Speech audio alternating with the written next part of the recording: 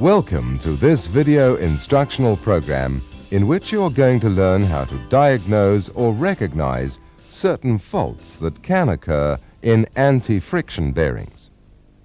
The failure of an anti-friction bearing may be caused through several factors. However, a properly maintained bearing will only fail due to fatigue.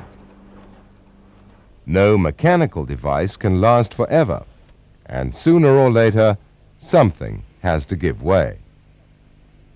Continuous running under high speeds and heavy loads will result in fatigue, or in simple words, a bearing just wears out.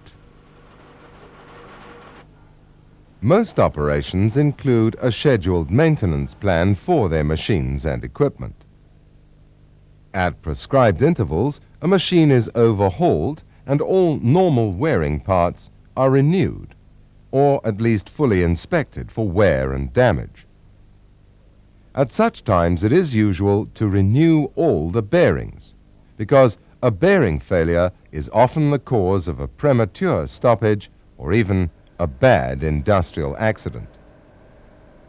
Bearings that are being considered for reuse, or those that have failed before time, should be fully inspected and the damage, if any, assessed. Also, the cause of any damage should be carefully analyzed and rectified before installing new bearings. Let's begin then as we analyze a typical case of normal failure or fatigue. The first indication of a bearing about to fail is an increased amount of noise or vibration as it operates. A fatigue-damaged bearing will usually reveal a flaky type of condition on the rolling elements and raceway surfaces. In effect, what has happened is that the hardened surfaces have literally worn away due to continuous load and speed.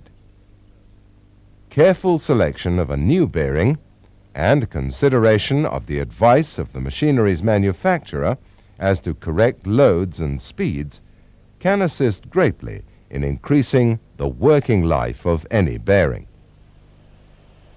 After the pause, we shall discuss the various reasons for premature failure.